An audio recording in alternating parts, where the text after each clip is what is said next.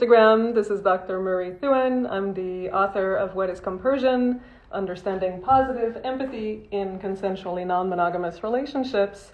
And today I will be talking with my dear colleague, Dedeker Winston, who is the co-host of the Multiamory podcast and a long-term Buddhist practitioner.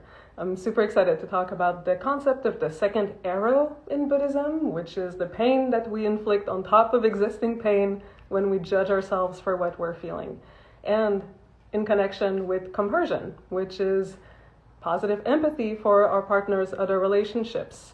As someone who is a compersion coach and someone who did research about it, I often hear people talk about how they beat themselves up for not feeling compersion in their relationships. So I'm really excited to join the concept of that second arrow and how can we remove it so that we can feel what we're feeling and move towards more emotional freedom. So let me invite Dedeker live.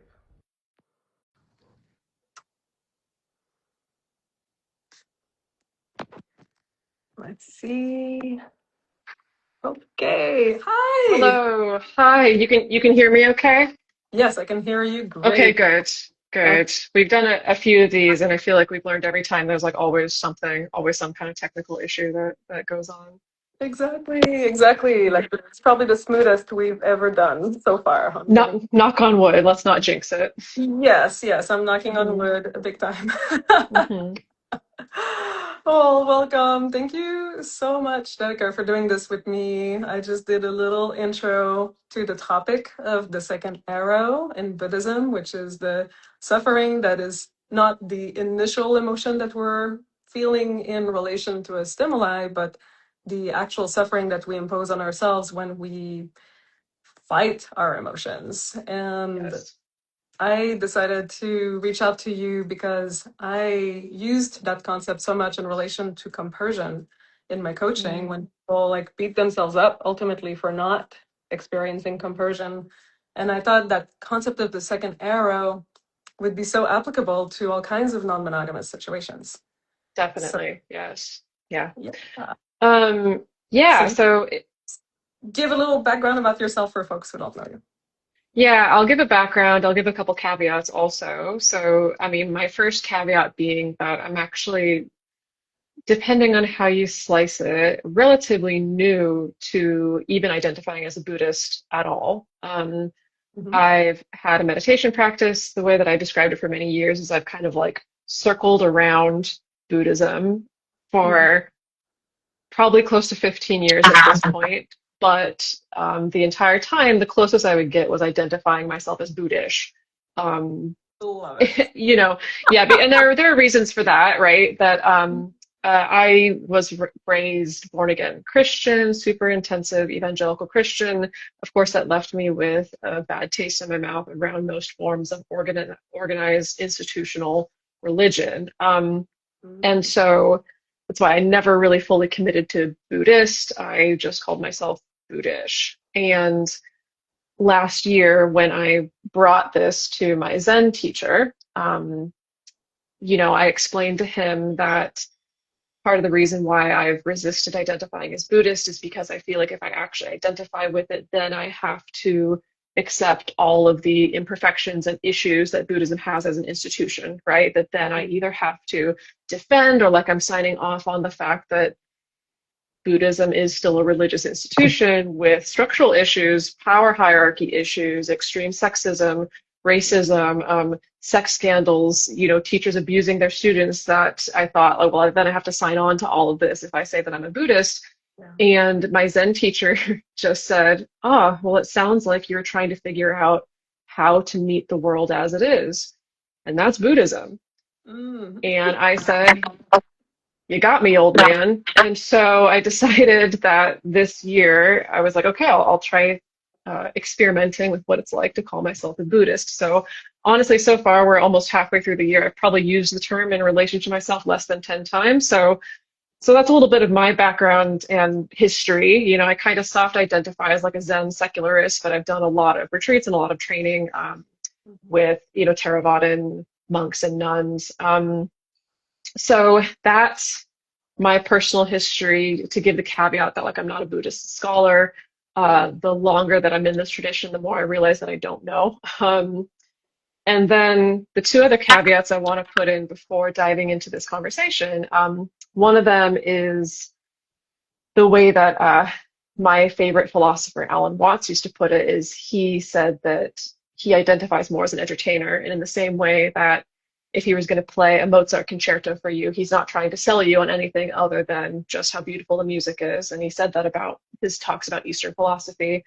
Um, and then the last caveat I'll put on everything is what the Dalai Lama says, which is that, don't use any tenets from Buddhism to become a better Buddhist, but use it to become a better whatever you already are.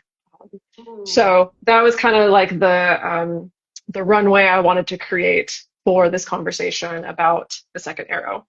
Mm, that's amazing.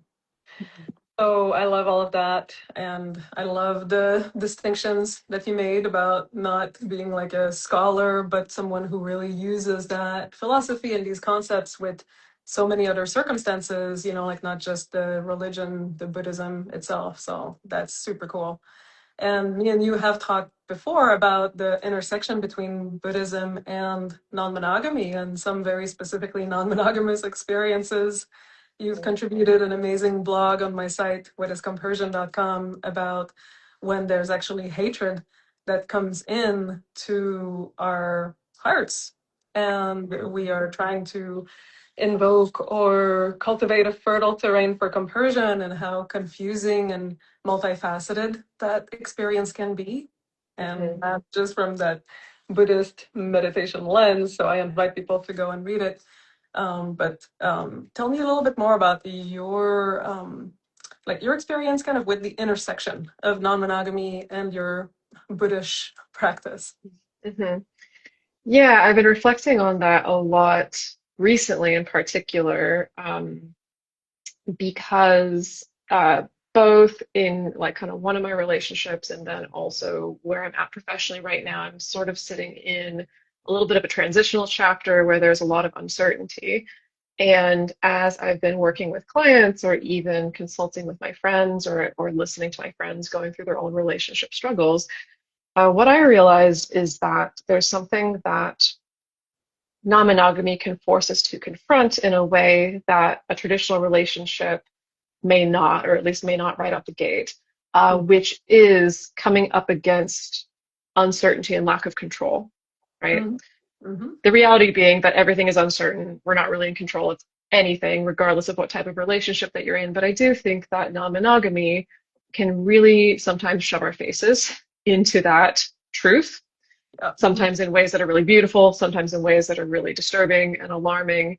Because essentially, we're putting ourselves in a situation where we're choosing to love someone or to partner with someone or partner with multiple people, where we're also acknowledging their existence as an individual separate from us, who can make decisions separate from us, who may go off and have their own dating life, their own sex life separate from us. So, as in, this person that we love is able to engage in things and make decisions that we don't have direct control over, Mm-hmm. right? And in the non-monogamy literature and all the content out there, of course, like there's already been a lot of discussion about what happens when we do try to control a partner, right? Really try to control a partner's decisions, try to control a partner's dating life, either through our own direct or indirect manipulations. That Mm-hmm. usually that doesn't go very well for us. And so I find for myself personally that it really forces one to grapple with, what do I do when I feel like things are out of my control and where I don't know what the outcome is going to be. And I think that for me, that's when it starts to turn into something that connects to my own sense of like spirituality or my own sense of trying to figure out like, well, how is it that we live in this world that is all uncertain and out of our control? Mm-hmm. Mm-hmm. Mm-hmm. Yep, absolutely.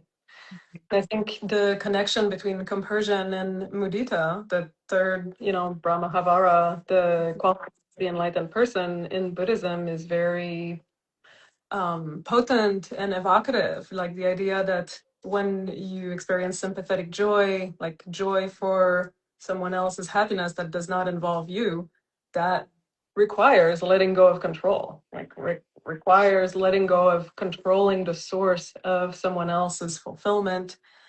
And that can feel intuitive in many aspects of life, but it typically does not feel intuitive in the realm of sex and love and romantic love. Like we typically think I have to be the sole provider of my partner's romantic and sexual fulfillment. Otherwise, oh, why am I here? How am I safe?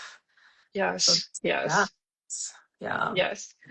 Yeah, so yeah, to put a little bit of context on that, the four Brahma Viharas, which is often translated as like the four heavenly abodes, they're considered, yeah, these kind of four aspects or four practices that is meant to be supportive of one's journey towards enlightenment, right? So there's metta, which is loving kindness, there's karuna, which is compassion, there's upekkha, which is equanimity, and then there's the one that I think nobody likes that much, which is mudita, or often translated as sympathetic joy. And for me always has a very clear tie to this idea of compersion. And I looked into it and like there's a lot of Buddhist commentary and text and original sources that for thousands of years has acknowledged that mudita is maybe the hardest one to cultivate of all of the four Brahma Viharas, right?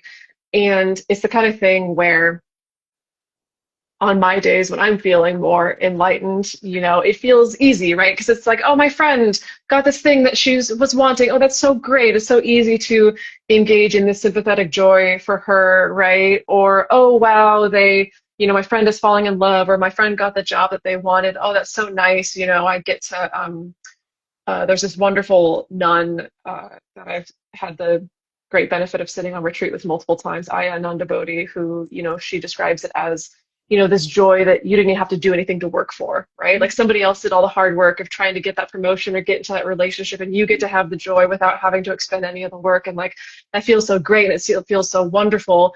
But then it all falls apart when it comes to someone that I don't like as much, someone that I don't necessarily consider to be my friend, somebody where I feel like maybe we're in competition for resources, somebody that I feel like is maybe similar to me, and so why are they getting this good thing and I'm not getting this good thing when I feel like we've both been working hard, or maybe I've been working hard. Or I think especially in the context of relationship, we can get into the trap of feeling maybe more entitled than the other person, or constantly doing that calculus of like who deserves what within this particular context. So yeah, it's much like I think, Marie, what you talk about with compersion, that like I think when it's there, it can be like really wonderful, it can be really energizing, it can be really life fulfilling.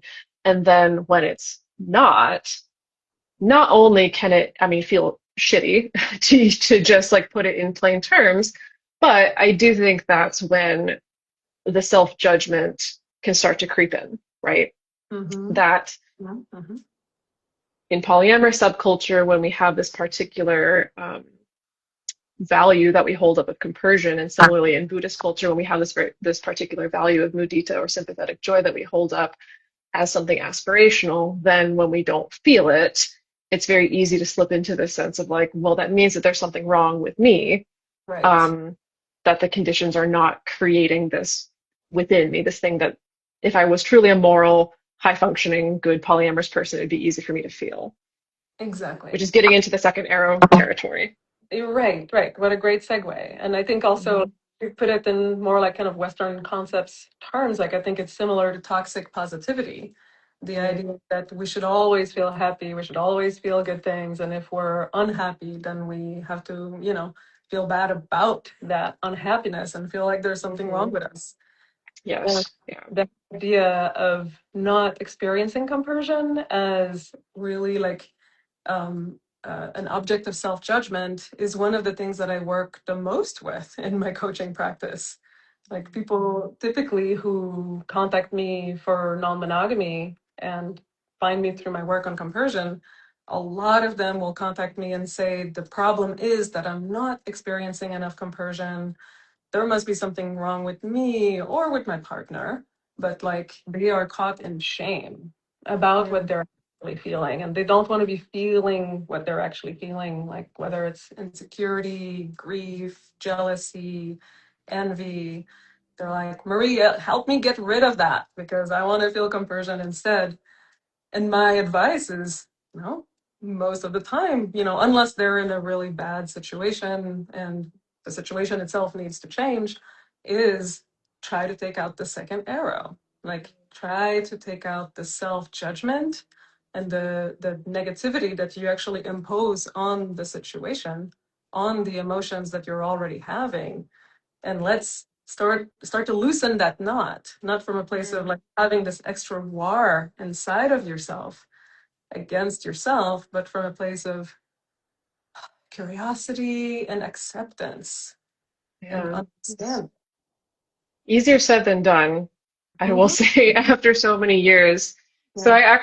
I got curious because I've heard like the story of the second arrow told to me so many times, but I kind of wanted to go to the original source. And so I found at least like the English translation from what's known as the Pali Canon, which is ironic. It's the Pali Canon, the Pali Canon, which is because Pali was the original language that the Buddha spoke. How But appropriate. I know it's so appropriate. But to directly quote from at least the English translation, it Mm-hmm. says, when touched with a feeling of pain, the uninstructed, run-of-the-mill person sorrows, grieves, and laments, beats his breast, becomes distraught. So he feels two pains, physical and mental, just as if they were to shoot a man with an arrow and right afterward were to shoot him another with another one, so that he would feel the pains of two arrows.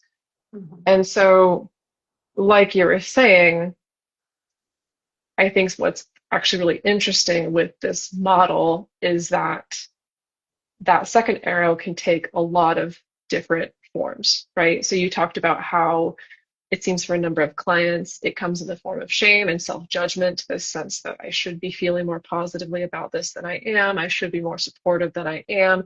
There's something that's wrong with me. Or maybe it comes in the form of judgment of their partner. My partner's not doing something correctly, and that's why I'm feeling this way. Mm-hmm.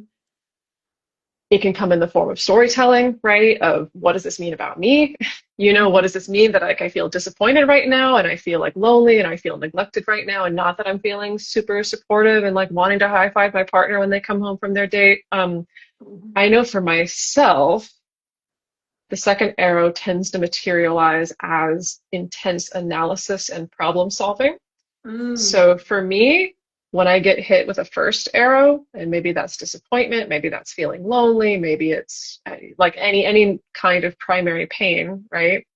Mm-hmm. For me, then it's like, okay, well, let's figure out exactly what type of wood this arrow is made out of. Let's figure out exactly what tree the wood came from. Let's figure out what bird the feather in the arrow came from. Let's try to calculate the exact angle of trajectory that the arrow came from. Like for me, that's the second arrow of like, now I'm just gonna like sink my teeth into it and just like try to understand it to death and try to look at it from every single angle. And then from doing that, then that produces a lot of all its own, arrows like 3, 4, 5, 6, 7, 8 of judgment, of storytelling, of resistance to the pain, you know. Mm-hmm. And so I do think that is something that's interesting to look at for people individually, is that sometimes the way that we shoot ourselves with a second arrow in reaction to primary pain um, can be very different. It Mm-hmm. can be very different depending on the person. Right. And I love how you explain that in terms of like all of the explanations that you try to put upon that arrow. Like it's, as you said in the translation of the Pali Canon, it's a mental pain that you put on top of Hmm. the emotional or the physical pain. And, we're so used to try to fix things with our minds. That is such a value, I think, that we hold as a culture, trying to Hmm. understand ourselves and think ourselves out of our problems. And with emotional issues, it typically backfires because then we get caught in the storytelling, we get caught in trying to rationalize it, we get caught in the trap of thinking, if I can just understand it, then I'm going to resolve it. Right. If I can just understand it, or for me, often it's like if I can understand it enough to really create the case about why I was wronged in this situation, if Yeah. I can really understand it to the point where I can find the specific complaint to throw at my partner, like then that's going to solve my Yeah. primary pain. Mhm. Which sometimes is the case. Like I think you acknowledged how, sometimes I think the dark side of this, the way that people can interpret this, is that we can really pick this up and run far into the direction of like bypassing and denial, right? Where Mhm. um, I don't know, like let's say if you caught your partner in a lie, for instance, and there's the primary pain of, wow, like my partner lied to me. There's that primary pain of like I feel betrayed, or even maybe the primary pain of shock, right? Of things I thought things were going one way, but then it turns out they were going another way. Mhm. That it then wouldn't necessarily be helpful to you to be like, well, I can't do any analysis of that. I can't question that. I shouldn't be thinking about the solutions to that. I shouldn't be thinking about confronting my partner about that. I should just be sitting with the pain. That second arrow coming in, your brain coming in to like create a story and create understanding, like sometimes it can be very helpful for Mhm. you, right? But I Mhm. think it is important to distinguish like when your brain is helping you in that regard versus situations that I think a lot of people end up in non-monogamy. And I'm sure like, you've been there personally and seen a lot of people go through this personally where you're like, I'm agreeing to all this. Um, Nothing's happening that's not above board. Mhm. I am motivated. I want to be supportive here. Like I chose this. I want to encourage my partner. So it's not like anything quote unquote wrong is happening or I am being hurt or wronged, but like I'm just not feeling the Mhm. compersion or not feeling the encouragement, right? And that's what I think that this model is really, really helpful for people to pay attention to the ways that they're like creating a certain amount of unnecessary suffering around that. Right, right, right. Exactly. Like a lot of people will, come in and say, like, I'm experiencing compersion mentally. Like, I'm mentally Mm-hmm. on board Oh with compersion. yes. It Oh makes yes. sense. I'm supportive, but there's something grumbling in my gut that doesn't leave me alone. And oh, that's uncomfortable. What do I do with that? Mm-hmm. Mm-hmm. Yeah, Strange. and Yeah. that really ties into the work that I've been doing for a number of years as a somatic practitioner, right? Which is the fact that in relationships and in non-monogamy, that is so common. This idea that your brain can be on board and everything from the neck down is not, right? Your brain can be like, yes, I can logic my way to compersion, or I can logic my way to why I should be feeling compersion, or I should be feeling positively about my partner dating somebody else. But yeah, like my stomach is all messed up. I'm feeling shaky. I'm sweating. I've got like a knot in my chest, like all of these things that could happen from the neck down. Mhm. That's like really, really, really normal.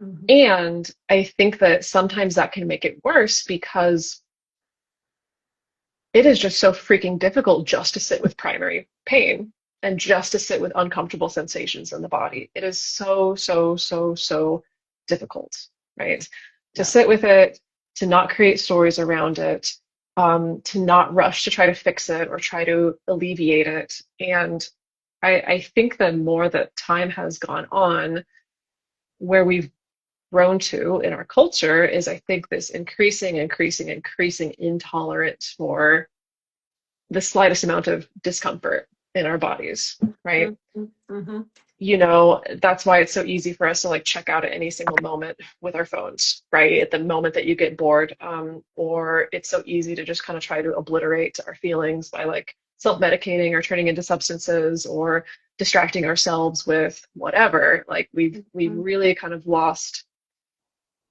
Well, I won't say that we've lost something, but I will say that like we've really gained a good skill at avoiding everything from the neck down. I'll put it that way. I'll put Yeah. it that way. Uh-huh.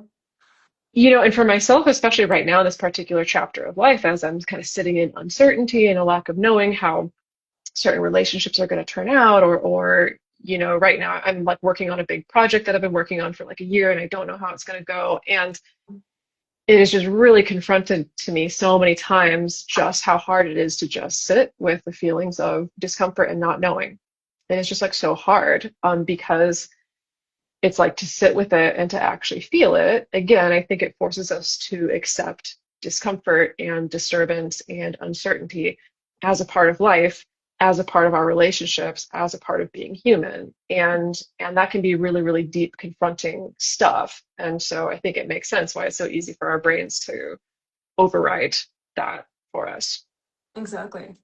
But would you say that that is the process of removing the second arrow? It is to sit with those embodied emotions? Most of the time, I think yes. And I want to put a big asterisk on that Hmm. Hmm.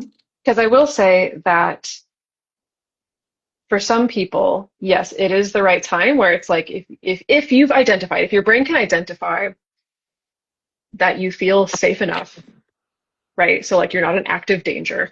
Yeah. You have access to a certain amount of security. Mm-hmm. If you can identify like your relationship or relationships that are not like actively on the rocks right now, somebody's not actively abusing you, right? Again, once we've kind of controlled for all of those variables, and for you, you know, it's just kind of your own internal stuff coming up.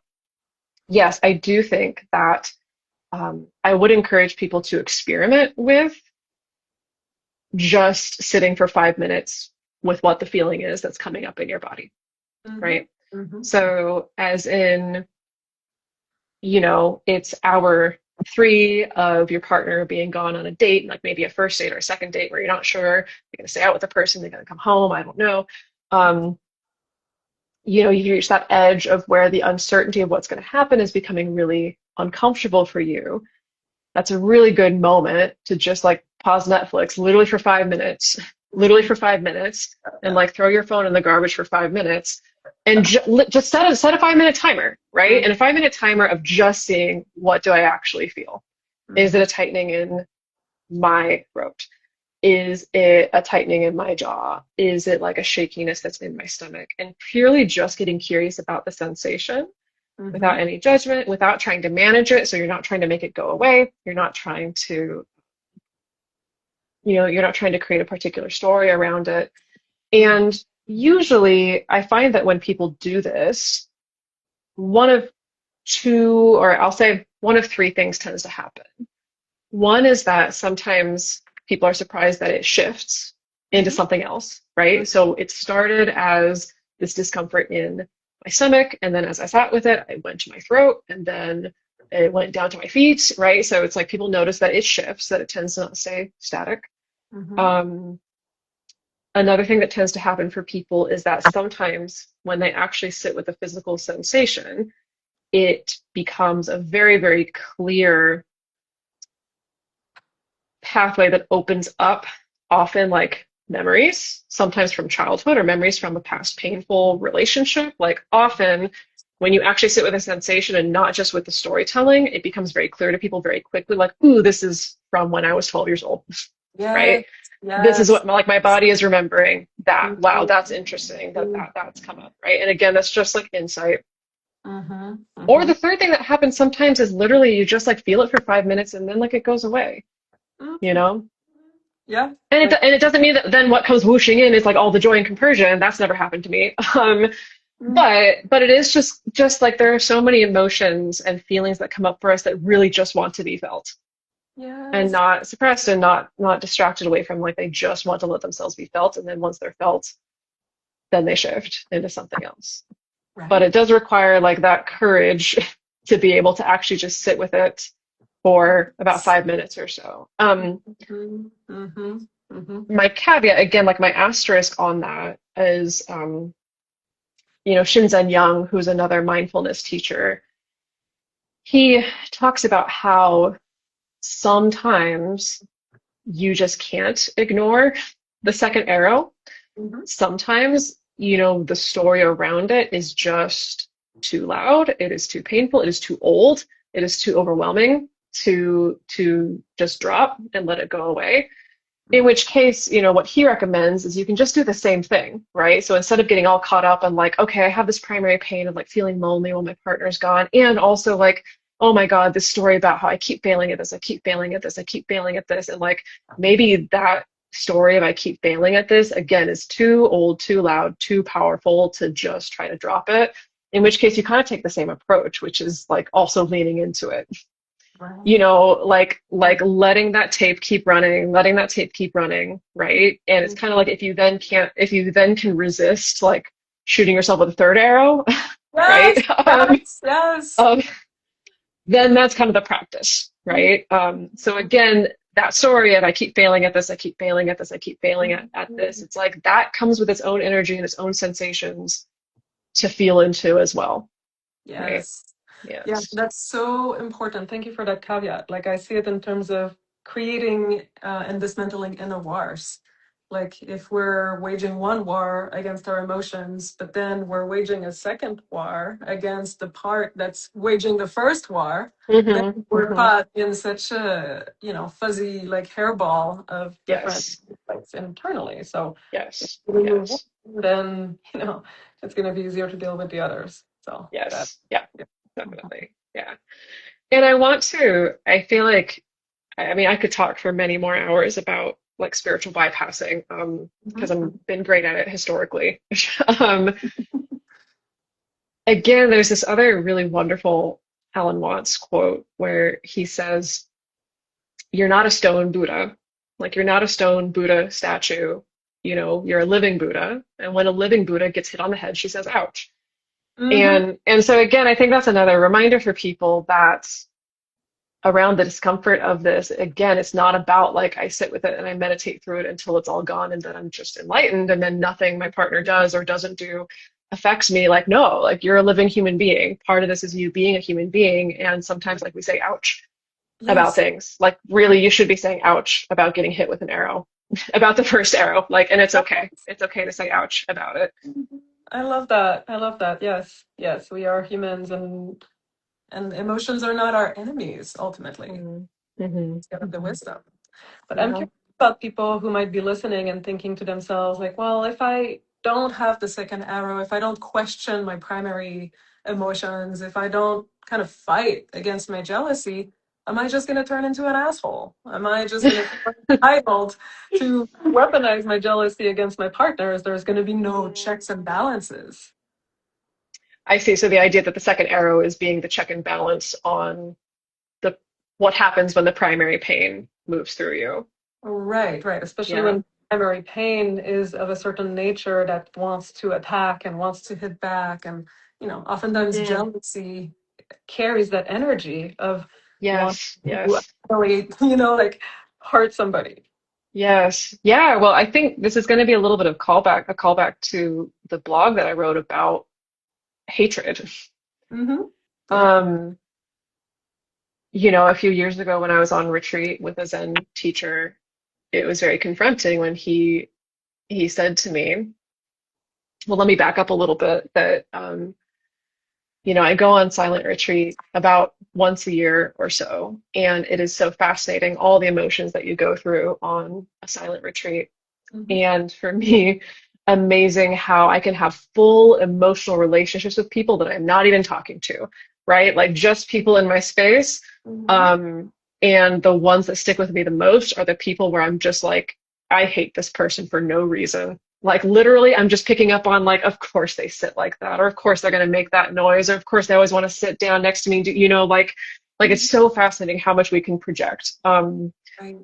And this Zen teacher talked about how we're so trained into like, hatred, that's the feeling you should never feel. You should never ever feel hatred. You should never say that you hate something.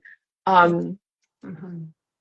he's like, but you know what? Like literally his quote was like, good little boys and good little girls still feel hatred. Like Oh. we still, yeah, we Mhm. still have those moments where we see someone and it's just like, I really wish you weren't here, right? Or wish you would just disappear.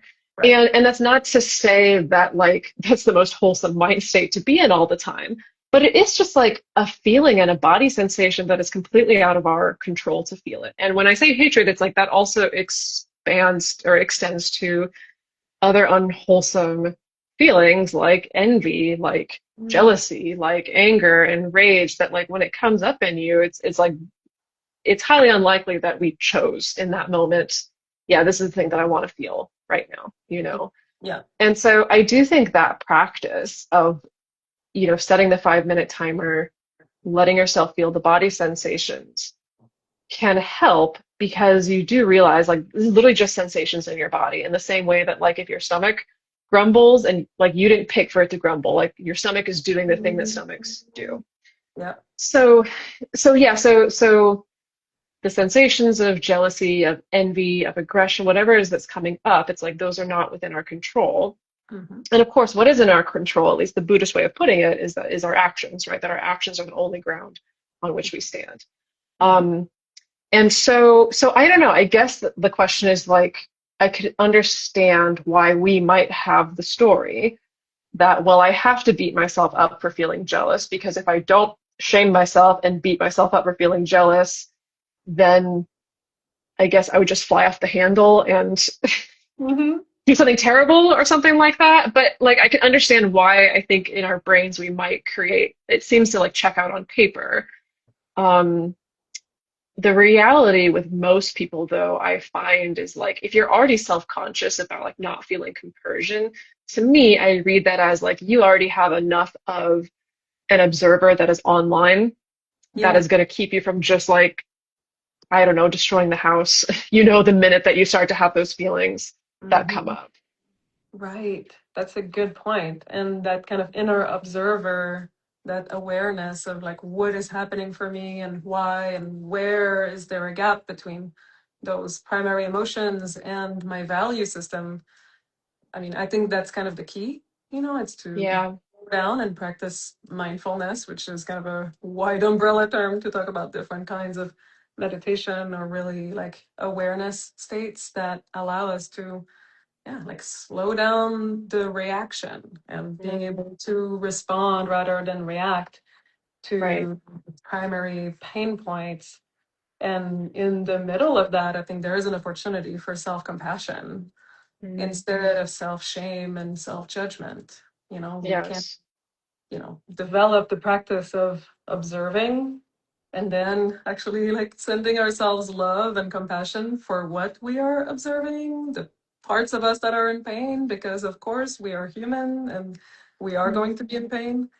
And then, to the best of our ability, choose a response that's aligned with our value system. yes. Yeah.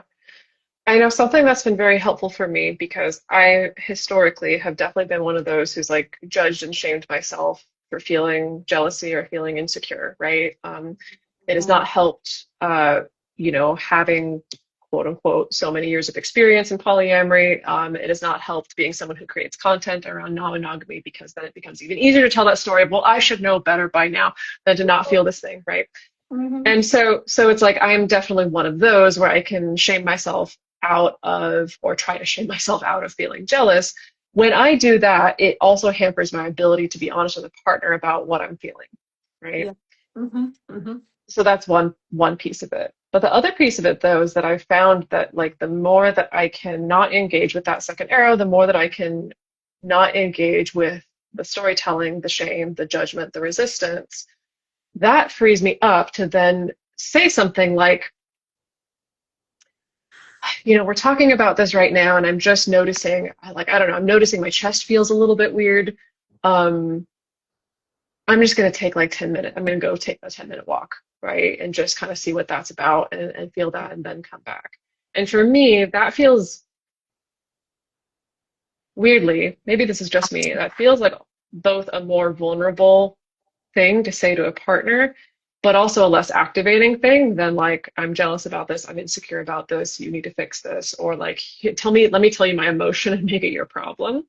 And Mm-hmm. it's a little bit more in real time of like, oh yeah, this has brought up something for me, and let me figure out what it is, right? That enabled me to, gosh, this happened probably a year ago or so, where my partner was out on a date. It was a relatively new connection. And it was again the same thing where like, you know, everything was operating according to how it should have been operating, like I wasn't being lied to or hurt in some way, like everything was above board. But then like, yeah, in the middle of when he was gone, I had this like weird feeling come up. Mm-hmm. And I decided to sit with it. And almost instantaneously, as soon as I sat with it, I had that experience of like, oh my God, I just had this memory when I was 12, Yeah. of this thing that happened with my parents, Yeah. right? And I like had never thought about that memory Mm-hmm. like ever, basically had never connected it to any of my own insecurities or feelings. And it just like suddenly came up. It was like this, oh yeah, my body totally has reproduced this same feeling that I remember. And Mm-hmm. then I was able to like chew on that, reflect on that. And then it wasn't until months later that I got to share with him that of like, hey, this thing came up for me. And it Mm-hmm. wasn't about you did something wrong because he didn't do something wrong. It wasn't about the other person did something wrong because they didn't. And it wasn't about I did something wrong. It was just like, whoa, I noticed that these conditions that I was in made me remember this thing. And then I had this weird body sensation. And isn't that interesting? And I think that it enabled me to not only have more curiosity about what was going on, but enabled him to have more curiosity about Right. what happened in me, you know? Mhm. So it's like the point is that often in my work, especially my somatic work, is I'm kind of trying to convince people like you have like everything from the neck down, you have a whole treasure trove of things to discover. And I know that right now it feels like walking into a house of horrors, but I'm going to help you walk through so that it doesn't feel like as much of a house of horrors. And then over time, as you Mhm. sit with it more, you start to realize it isn't a house of horrors, that it really is this treasure trove of like a lot of insight and wisdom about how you tick and why you feel the things that you feel when you feel them. Mhm. So yeah, Mhm. that's the juicy stuff that excites me about my work with people. Yeah, and I love how that, what you just explained, like being able to really like inquire about what's inside of us with curiosity rather than harsh judgment can be done both personally, like for us to sit with our own body, our own emotion, do so much of that process of investigation and discovery, but also with a partner when we feel safe and we sort of have that agreement that we want to help each other remove the second arrow and make room for what is true and what's emergent and what is coming up, and practicing the art and the skill of communicating about difficult emotions without blaming each other. Mm. I Yeah, think that is such a key, and it's not something that we do spontaneously. And no. I'm really working on that, in my own relationships, like Hmm. getting about my pain without blaming myself or blaming the other. Yes. And yeah, like kind of being, being co-investigators and co-explorers, I think can be I so, like that. yeah. Yeah, I like co-explorers for sure. This is Mhm. also making me think of to rope the Buddhism piece back into it. Mhm. The more that you're able to hang out with everything that happens from the neck down, I find that for me, it's opened up kind of many more shades and flavors of what compersion actually feels like for Mhm. me. You know, Yes. because like over the course of, the 15 or so years that I've been practicing non-monogamy, like of course I've had the moments of like the sorry, I shouldn't say of course because it doesn't happen for everybody. But I've had, the handful of experiences of compersion that feels like fireworks. And like, oh my God, I feel so joyful at my partner's joy. Oh wow, I'm so happy that this happens for them. Again, that's a minimum of my experience. It's not, I wouldn't call it normal by any chance, but it has happened. But the more that I've learned to be present and to get curious about what's happening in my body, the more I've started to see, like, oh, there can be these very, very tiny, very subtle shifts Mhm. around joy, around gratitude, around safety, around ease, even in circumstances, well, like in a circumstance where a partner is out with somebody else. Mhm. And I'm pretty sure it was Thich Nhat Hanh, or it could have been Ajahn Chah. I confuse their quotes all the time, so my apologies if I get this wrong. Mhm. Um, I think it was Ajahn Chah who talked about how when you have a toothache, Mhm. it's like all you can think about, right? Yeah. It's intensely painful and it takes up all of your awareness. And the only thing that you want to feel when you're racked with the pain of a toothache is to not feel the pain anymore, right? Mhm. And we don't realize that on a day-to-day basis, you're feeling that, he calls it like the not toothache sensation all the time, like if your teeth aren't hurting, right? But we don't think about it because it's part of our day-to-day experience. And I think that something similar can happen with things like jealousy, insecurity, fear around non-monogamy is that, yeah, when you're acutely in it, it's like the worst thing in the world, right? If you're like under a complete attack of jealousy or fear, insecurity, it's awful. And like the only thing you want is to not feel that. Yeah. But then we don't tune into that kind of not jealousy sensation the rest Mhm. of the time if we're feeling safe. And for me, I feel like that's also a flavor of compersion, right? Is just like, oh, in this moment, maybe I'm not feeling those fireworks of compersion and extreme gratitude, but I'm also not under complete duress, that extreme like pain and fear. Like I'm not feeling that either. And sometimes kind of feeling into Mhm. the neutrality or even the quietness there. Mhm. Again, to me, I've started to put that under the umbrella of shades of compersion. I just love that. Yeah, and that totally matches my research in terms of like mapping the terrain of compersion and it not just Mhm. being this one kind of stereotypical definition or archetypal thing of I'm so happy and I'm so bubbly because you're like with someone else and you're happy and like, oh my gosh, I want to hear every detail. Mhm. But those kind of quieter flavors, like you said, like benevolent neutrality is one of those that I talk about in my book, and attitudinal compersion, which my research participants described as this low pitch compersion, this just like quiet, positive interpretation of your partner's other relationships. And Yes. we can call it maybe a little more cognitive than embodied, or it can just be this quiet emotional contentment state. And yeah, many people would not call it compersion, but I do. Mhm. Yeah. Yeah. I mean, why not make the game easier for us by expanding the flavors and definitions? Exactly. Wow, it has been so interesting and so illuminating. I feel like we could talk for so much longer, but we have to hop off. And I would love to say to be continued because there's so much more to explore, I think, at the intersection of non-monogamy and Buddhist philosophy and your, Buddhist philosophy that Buddhishness, yes. allows for a lot of nuance. I love that so much. Yeah, so thank you so much for agreeing to have a conversation and start discovering those topics Yeah, and definitely. No, thank you so much for having me on. If anyone's interested, if you're not familiar with Multiamory already, you can find us wherever you get your podcasts. And the three of us, I'm the most Buddhist of the three. However, the three of us are pretty Buddhist friendly, and so we regularly kind of stealthily or sometimes less stealthily, slide these topics into our episode roster as well. So if you're interested in more of this, then please check out the podcast. amazing. And if you're interested in compersion, check out my book, What is Compersion? Very easy to find. So thank you so much to everyone who's tuned in, and thank you, Dedeker. I can't wait to keep exploring these topics. It's always so illuminating. It makes me want to go write 10 other books. Thank you, everybody. Have a good rest of your night.